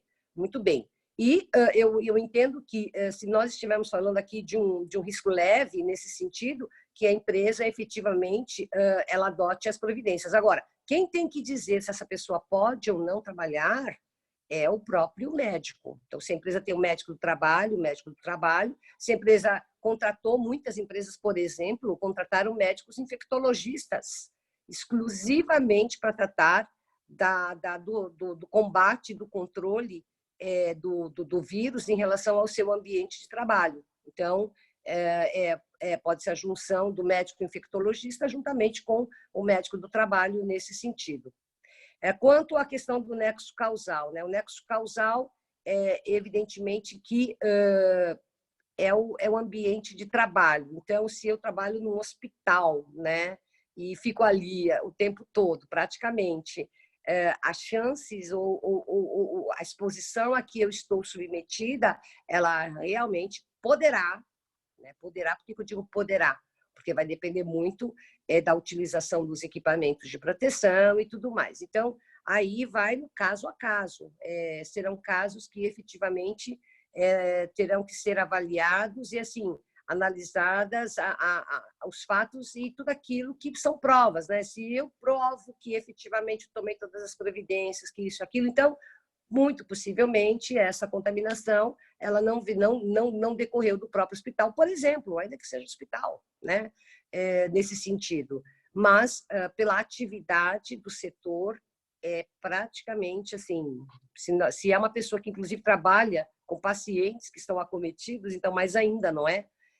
Nesse sentido, se de repente for um trabalhador da saúde que trabalha com pediatria e que efetivamente não está combatendo no seu estabelecimento de saúde nada relacionado com coronavírus e tudo mais, então talvez aí a possibilidade de que a contaminação não tenha sido no ambiente de trabalho também pode ser. Então, vai no caso a caso e vai ter que ser apurado de acordo com os fatos, as circunstâncias e as provas, né? Tá bom. Antes de repassar para a questão de redução de jornada e salário, eu gostaria de só tirar uma dúvida em relação aos processos trabalhistas, onde tem a necessidade de um depósito, que certamente as empresas nesse momento não dispõem desses valores. Se já está liberado, se já existem as regras para fazer a própria com seguro garantia ou com desculpa, a segunda opção, tem uma segunda opção nesse caso, se já está disponível para dispor do valor da garantia, se já foi depositado, ou de substituir por outros. Bom, vamos lá. Se você está falando de um novo depósito, né, vou dizer, vou fazer agora uma garantia para fazer um recurso ordinário, preciso fazer a garantia com depósito recursal no valor lá previsto pelo TST. Aqui, nesse caso, é super tranquilo, você pode já de imediato solicitar efetivamente que esse depósito recursal seja feito por seguro-garantia. O que se existia era uma controvérsia se o empregador poderia substituir, né? Ou seja, nos casos em que já tinha sido feito ou a penhora ou depósito em dinheiro, ou feito o depósito recursal também em dinheiro, se isso era possível a substituição. Aquele ato do TST regulamentava essa questão e dizia que não, que a princípio você só poderia usar do seguro-garantia para o primeiro depósito, né, para o momento do depósito efetivo, antes de se realizar a constrição ou o próprio pagamento. Agora, com essa decisão do CNJ, que anulou o artigo 7º e o artigo 8º desse ato que tratava dessas restrições da substituição, objetivamente a gente não tem nenhum regramento, nenhum regulamento que proíba essa substituição. Muito pelo contrário, a própria CLT, após a reforma trabalhista, prevê expressamente essa possibilidade de substituição.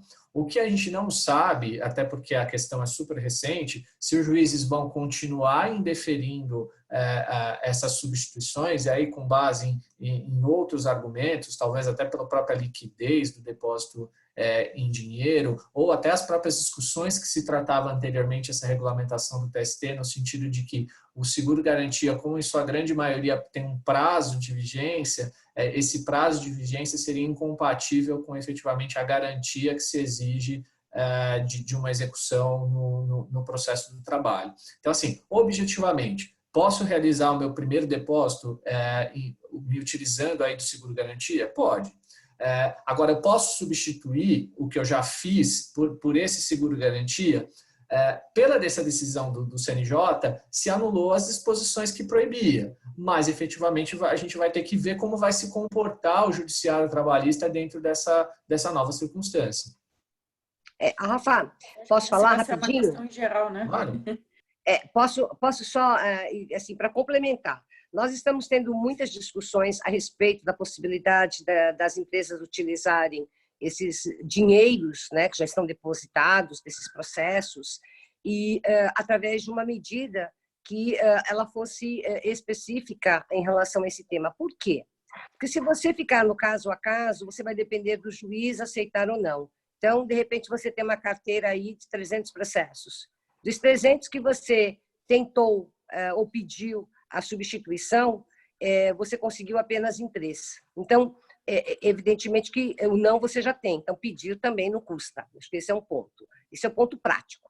Agora, o outro ponto estamos discutindo com várias associações de classe para que isso fosse endereçado e constasse de alguma medida provisória, porque, efetivamente, estando na forma de uma norma, aí sim o juiz ele não poderia se negar ou se furtar. Só que nós estamos diante de um dilema muito grande, porque, primeiro, é uma situação de emergência. 2, esse dinheiro que está depositado dos depósitos recursais, o governo também deve estar considerando aí dentro desses planos de emergência dele para poder utilizar também. Então, a gente também não sabe até onde vai o interesse do governo federal sobre esse ponto de vista, né? Então, esse é um outro olhar. O segundo independentemente, se também houvesse a possibilidade de que, por exemplo, no período de 1 ano e meio, né, já que a gente fala que 18 meses seria para o banco de horas, aí tomando como parâmetro 18 meses, o governo permitisse que a empresa substituísse temporariamente e depois, então, fizesse uma nova substituição depois de 1 ano e meio, também seria uma outra alternativa, mas não exclusivamente com base no seguro-garantia, mas também com outros bens, porque muitas empresas têm outros bens. Então, nesse período, nesse interregno de 1 ano e meio, a empresa que estivesse com problema de liquidez ou com fluxo de caixa, ela poderia levantar este dinheiro e fazer uso dele, e assim, depois de 1 ano e meio, ela então, e a gente acredita que esse é um timing talvez interessante, para que ela então pudesse voltar a considerar os depósitos feitos. Essa é uma forma de acomodar os interesses, mas, assim, novamente, isso está no plano de discussão. O que a empresa hoje tem na mão, de concreto, é ela chegar e pedir para cada juiz fazer a substituição. É isso. Então, vamos à questão de redução de jornada e salário. Existem diversas dúvidas. A primeira seria se é necessário a empresa demonstrar que tem uma situação de crise, um problema financeiro, para aproveitar essa redução geral de jornada e salários, ou se a declaração da calamidade pública já basta. A próxima dúvida seria se... deixa eu ver aqui... se na faixa salarial entre 3.135 e 12.202 não poderia haver redução de jornada e salários. E se o trabalhador abaixo dessas faixas salariais pode ter os benefícios suspensos. Eu acho que isso, por enquanto, são algumas dúvidas em relação a essa redução de jornada e salário.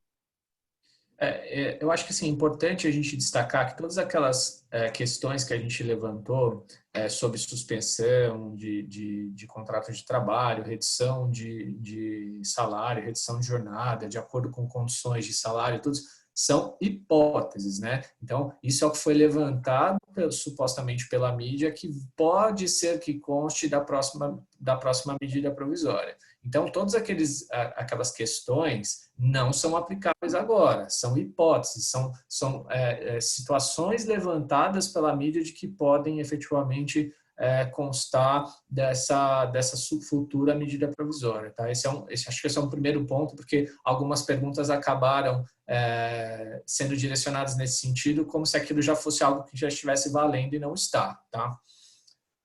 Com relação, acho que os outros pontos, acho que a Vilma vai direcionar. Vamos falar um pouquinho aqui, imaginando que essa medida provisória ela venha a ser aprovada aí dentro desse contexto que foi colocado, né? Vamos lá. Se a MP saísse da forma como está aqui, o único ponto para mim seria eu tenho que provar que a minha empresa ela está em dificuldades econômico-financeiras para que eu possa considerar a redução de salário e de jornada? Bom, primeiro, nós temos que entender como é que virão ali os considerandos dessa medida provisória, se vai ter essa condicionante ou não. Então, acho que esse é o primeiro ponto. O segundo ponto senão, por qual razão uma empresa vai precisar reduzir salário e jornada, né? Então, são esses aspectos. Puxa, mas a minha empresa aqui está sem trabalho, os clientes não estão. Bom, então, na verdade, você precisa dessa medida porque você sabe que ali, no curto prazo, você realmente vai ter ali problemas de fluxo, né, de caixa e tudo mais. Então, ok. Então, você tem ali uma razão e um motivo. A outra pergunta é até que ponto o estado de calamidade ele vai permitir e fazer com que uma empresa possa reduzir a jornada dela e tudo mais, e ainda que seja na forma individual. A gente vai cair naquela discussão que eu tinha falado anteriormente, né, que é a regra do 623 da CLT. Se eu considerar que essa medida provisória, ela faz parte do contexto político, econômico e financeiro, então, neste caso, eu entendo que você teria um argumento para dizer da validade do acordo individual. E por quê?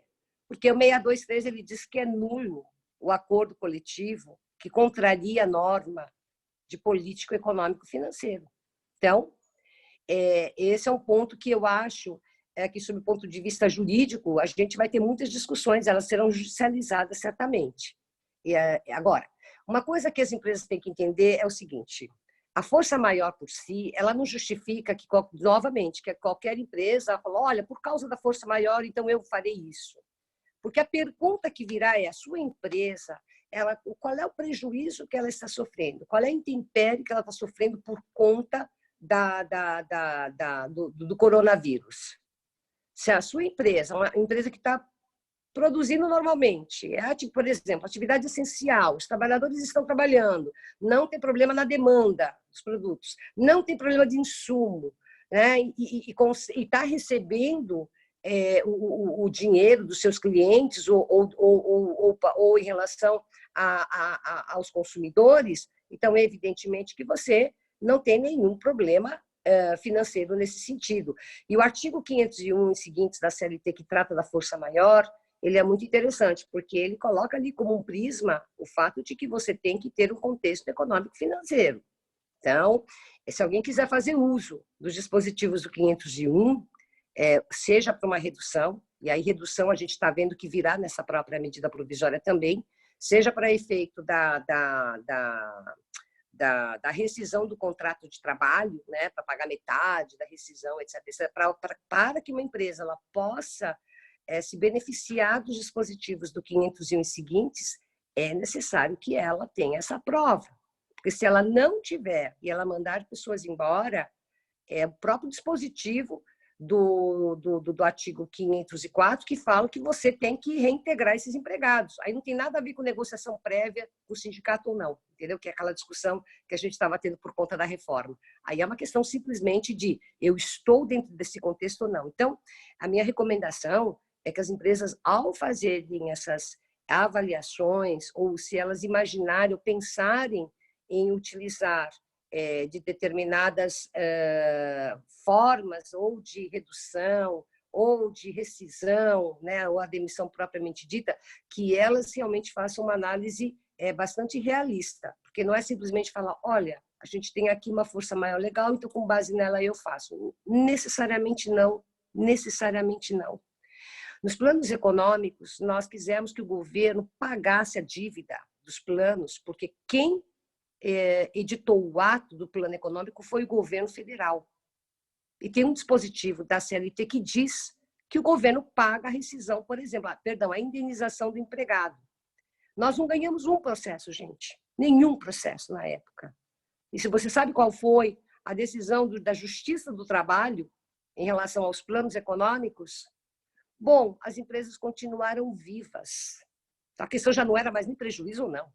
As empresas continuaram com suas atividades. Então, quando a gente fala de aplicar determinadas medidas, porque a gente olha e vê que tem uma previsão de lei, a primeira coisa que eu sempre digo é cuidado, porque nós temos que saber em que contexto que você está querendo aplicar. Né? Então, a redução de salário, de uma certa forma, ela vem disso. Ninguém reduz salário porque quer reduzir. Não existe isso. Você tem que ter um fato gerador para isso. E isso em qualquer contexto. A gente tem uma lei de 65, que é a Lei 4.923, e que não está revogada, né? Nunca foi revogada, e que ela trata exatamente disso. Quando uma empresa ela está numa situação econômico-financeira ruim e tudo mais, ela pode, então, fazer a redução do salário e tudo mais. Como é uma legislação de 65, e aí eu sou mais conservadora, tudo aquilo que é lei anterior a 88 e que ainda continua viva, né, uma norma que continua viva, para mim, eu acho que, do ponto de vista da Constituição Federal, em tese, você precisaria realmente de ter um acordo coletivo. Agora, se você quisesse utilizar, de novo, da prerrogativa do 623 da CLT, dentro desse contexto de uma pandemia, também é um argumento jurídico. Quanto esse argumento jurídico ele vai ser confirmado ou não pelo judiciário, é algo que nós deveremos ver lá na frente. Temos mais algumas perguntas específicas. Trabalhador pode solicitar hora extra em home office?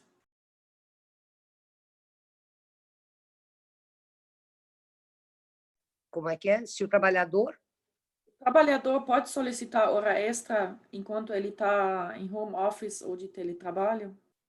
Então, se ele está nesse regime especial e a empresa ela não cumpre com aqueles requisitos que estão na própria medida provisória, que é em relação à concessão dos equipamentos necessários e também das despesas, e aí por isso que naquela pergunta anterior, né, que alguém disse, olha, mas o meu empregado quer usar o próprio equipamento dele e tudo mais. Eu disse, bom, então coloque ali que é a opção dele utilizar, porque você efetivamente ofereceu.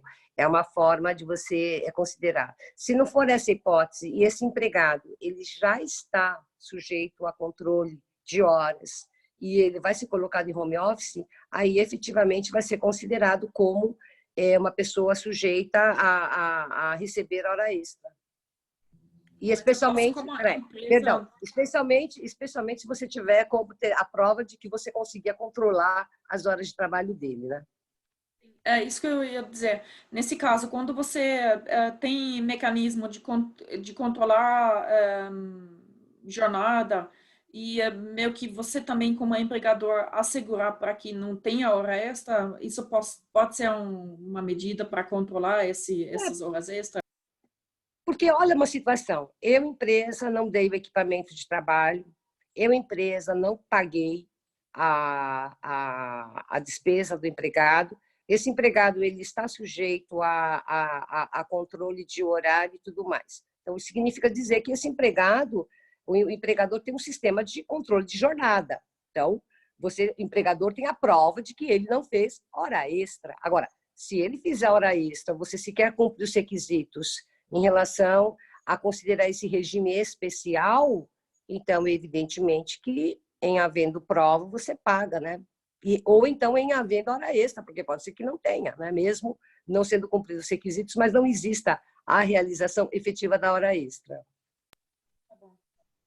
E com relação a quem exerce trabalho externo, vendedores externos que agora foram solicitados que trabalhassem via teletrabalho, eu suponho, a jornada pode ser reduzida, o benefício de refeição e alimentação pode ser cortada. E outra dúvida nesse sentido, quando a empresa reduziu a carga horária para 5 horas, para poder corta a alimentação, mas deixa 1 hora para almoçarmos, que não conta para a carga horária, está certo? São 2 perguntas bem específicas. Tá bom, vamos falar primeiro do trabalho externo, né? Bom, o trabalho externo, meu empregado estava trabalhando, a atividade dele era eminentemente externa, então ele também estava naquela exceção do artigo 62, que diz que ele não tem direito, ele não é elegível à hora extra. Até porque eu também não tinha e não faço o controle dele. Ele hoje, agora, em função do isolamento social, ele então vai ter que fazer o trabalho dele em regime especial de home office, né? Então, de novo, a legislação que trata desse regime do especial de home office diz o seguinte: olha, a pessoa que entra nesse regime, ela é considerada inserida no inciso 3º do 62, quer dizer, ela também é considerada como não estando sujeita a controle de horas ou de fiscalização do seu trabalho nesse sentido, né, de horas de trabalho. Então, esse externo, vendedor externo, que estava lá bonitinho, agora ele está na casa dele, ele continua, então, em princípio, trabalhando da mesma forma. A empresa fornece o equipamento, a empresa ela também está pagando ali as despesas de internet, etc, etc, etc, e, portanto, não é tempo à disposição do empregador. E também, por outro lado, sequer a empresa faz o controle de fato, porque tudo é realidade fática, do cumprimento das horas de trabalho dele. Então, nesse caso, esse trabalhador externo, ele continua sendo isento nesse sentido, se essas forem as circunstâncias. Agora, na segunda situação que foi mencionado, que o empregado ele teve uma redução de jornada. Então, aqui eu estou falando de uma situação concreta de um trabalhador que está sujeito a controle de horas, que, portanto, trabalha 8 horas, imaginando, 44 semanais, 220 mensais. E aí, em função desse home office, estou pressupondo, hein? Em função desse home office, essa empresa disse, bom, então essa pessoa não precisa trabalhar 8 horas. Essa pessoa, no home office, ela só vai trabalhar 5 horas, assumindo também que, em fazendo isso, a empresa também ela manteve o salário, enfim, manteve tudo.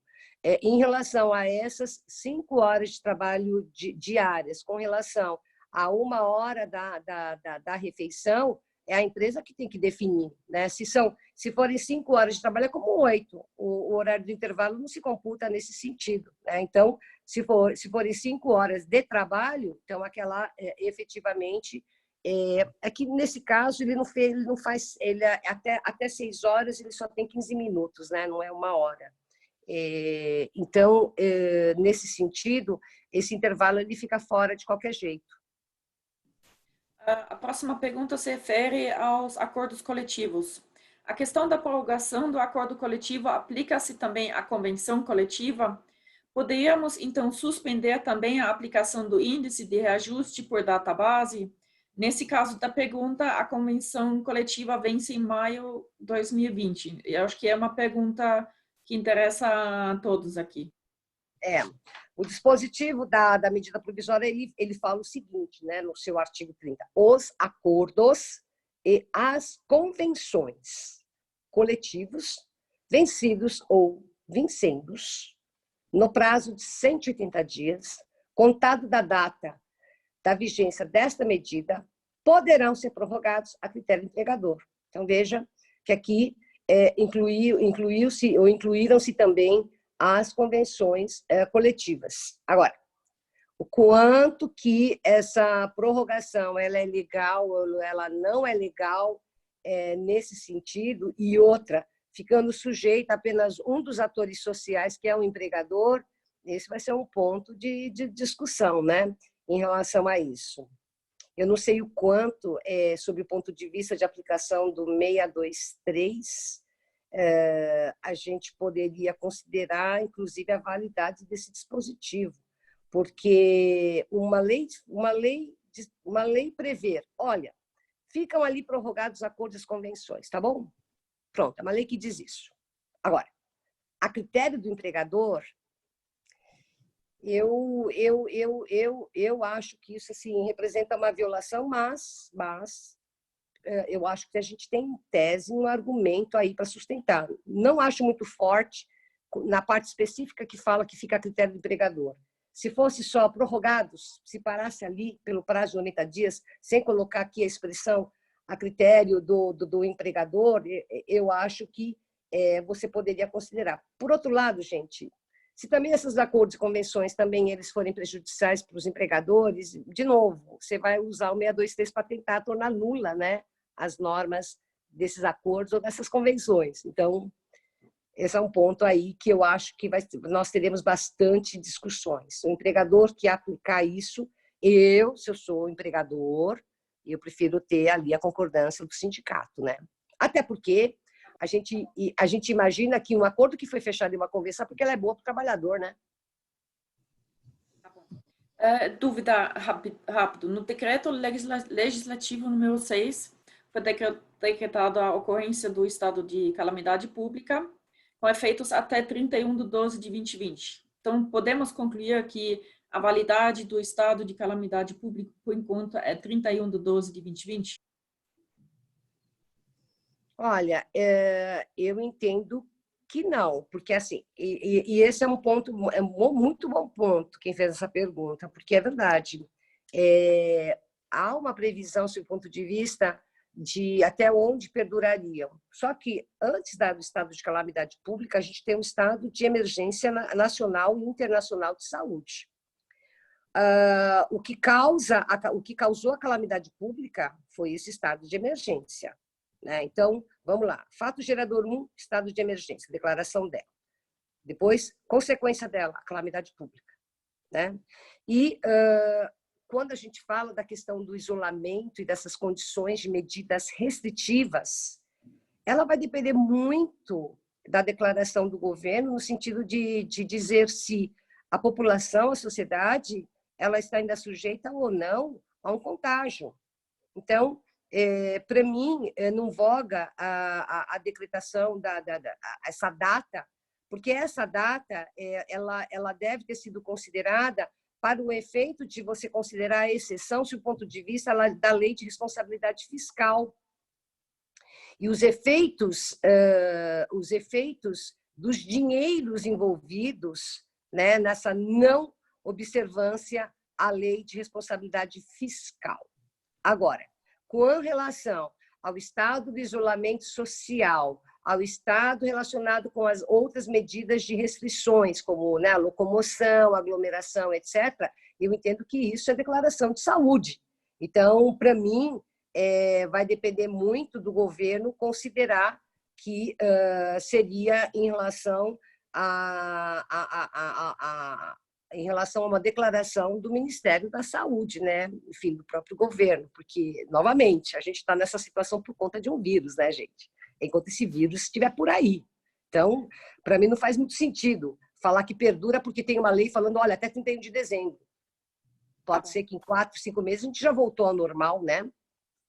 Vamos ver.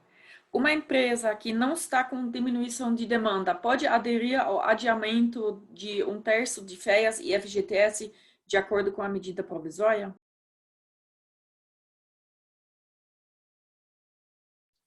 Olha, se você olhar o espírito da medida provisória, ela não fala de situação econômico-financeira, né? Ela fala o seguinte: para fins de preservar o emprego, não é isso?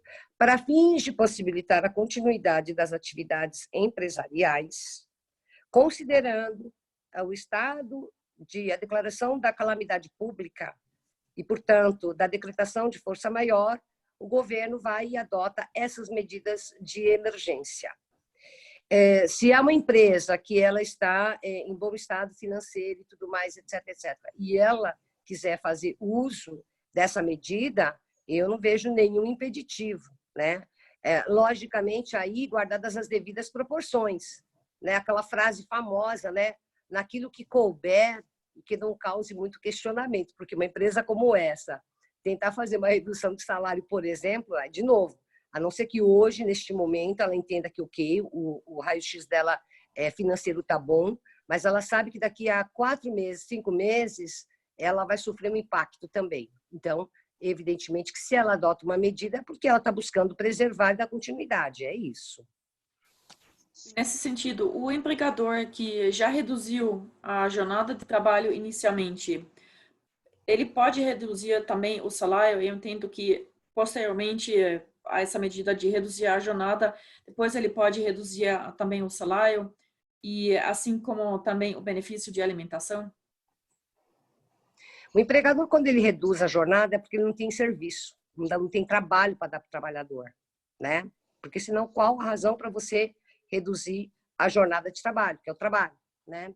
E aí, eu, empregador, portanto, não tinha uma demanda de trabalho, então eu reduzi a jornada do meu empregado e mantive o salário dele, porque eu assumi o risco da atividade, então é dessa forma que ele vai. Só que a situação, ela evidentemente que ela vai se avizinhando um pouco mais crítica.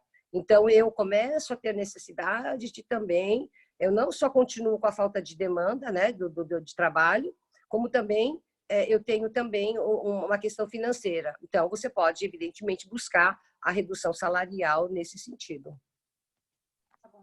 Antes da gente finalizar, já passamos bastante do tempo, eu agradeço a disponibilidade de vocês. Tenho duas perguntas. A estabilidade dos membros da CIPA é estendida?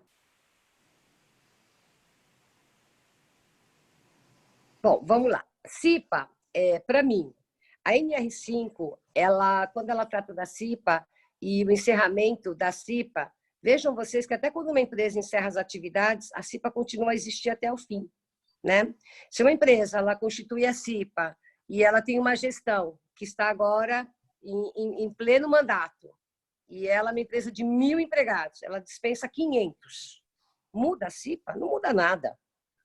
A CIPA continua inteira até terminar esse mandato. Então, a gente tem uma situação na qual a empresa continua viva, a empresa continua ali com a sua quantidade X de empregados, e ainda que ela tenha demitido metade, isso não alteraria a configuração do mandato da CIPA. Então, para mim, a CIPA mantém-se inalterada. Agora, quanto à questão da possibilidade de você fazer a prorrogação, é por quê? Porque quando você fala de isolamento social e não permitir a locomoção, a primeira coisa que vem à cabeça das pessoas, né, não a tecnologia, é, putz, as pessoas vão estar lá para poder votar, né? E ali o processo de registro de candidatura e tudo mais, puxa, como é que isso vai ficar? Que são todas formalidades legais.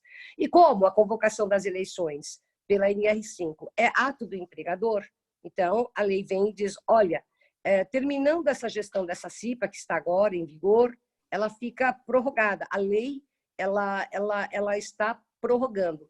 Eu não vejo nenhum problema na prorrogação legal, quando vem de lei, porque todas as regras relacionadas com a forma de funcionamento da CIPA e tudo mais estão na NR5, na portaria 3214. Então, às vezes acontece mesmo, da própria empresa muitas vezes buscar a prorrogação da CIPA, porque ela tem um motivo. Então, nesse sentido, se tem uma previsão legal, melhor. Agora, impede uma empresa, fala, não, mas espera aí, eu não preciso prorrogar a CIPA porque eu estou funcionando, está tudo bem, os empregados estão aqui. Então, para ela, não se aplica essa prorrogação porque o empregador ele pode convocar as eleições normalmente, né? Digamos que o empregador também não queira prorrogar essa CIPA porque ela consegue fazer tudo eletronicamente.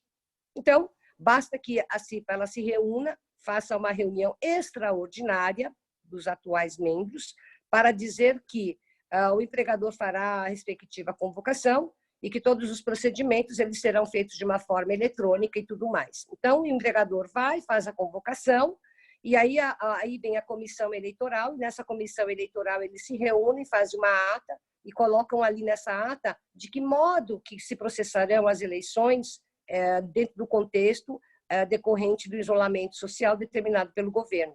Então, eu entendo que a prorrogação aqui ela é boa para as empresas que realmente não tiverem como, mas também não é impeditivo que também sejam convocadas as eleições, se houver a possibilidade de você realizar o registro da candidatura e também a forma de apuração, enfim, de votação e de apuração dos votos.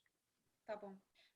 Finalmente, uma questão, voltando para o FGTS.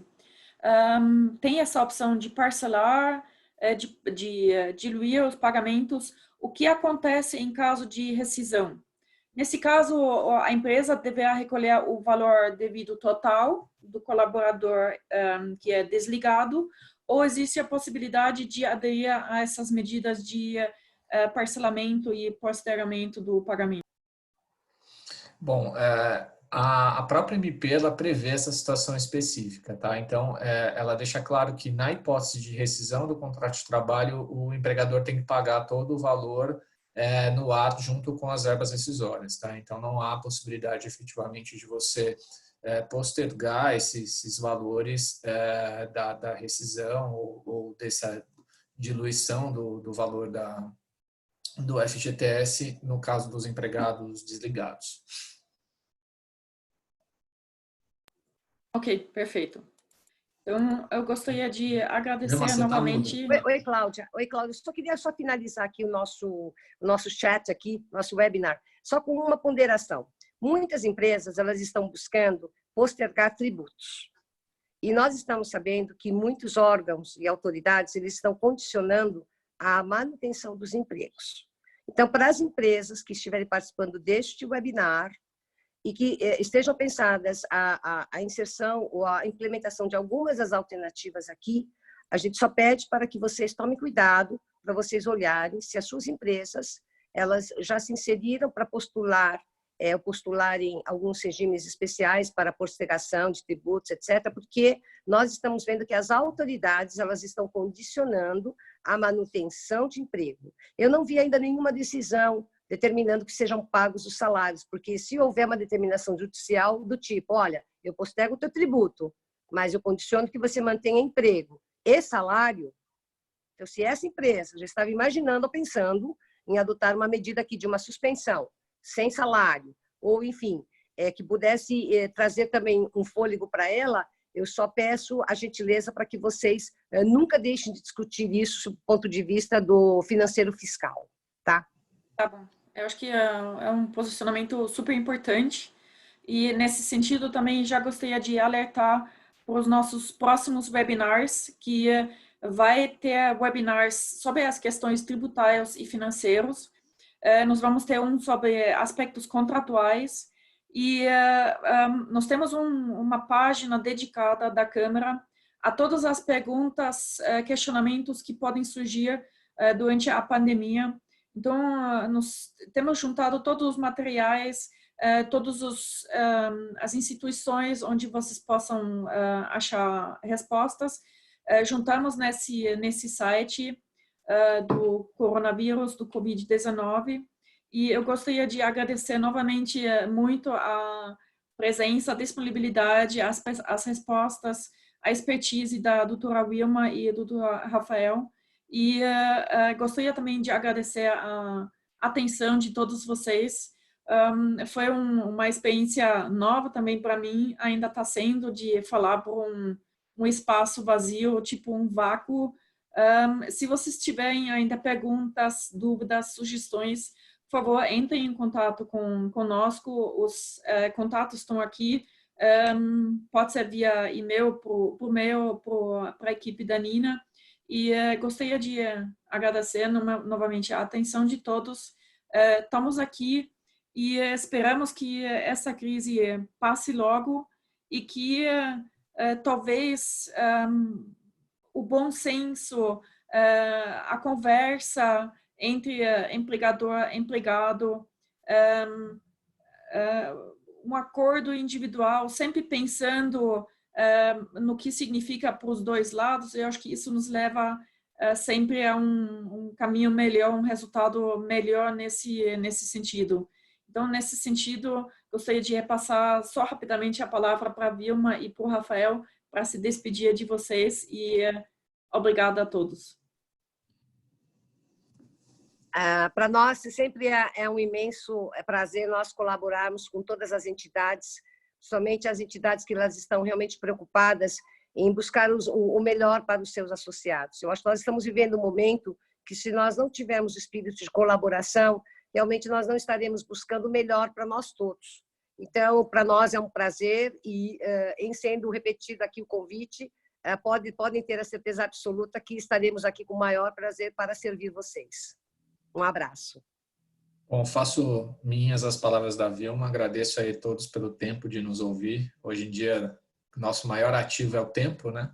Então, só de todos se disponibilizarem a nos ouvir e, enfim, a contribuir com perguntas e com debate, deixa a gente bastante lisonjeado. Muito obrigado pelo convite. É isso. Um bom dia para todos.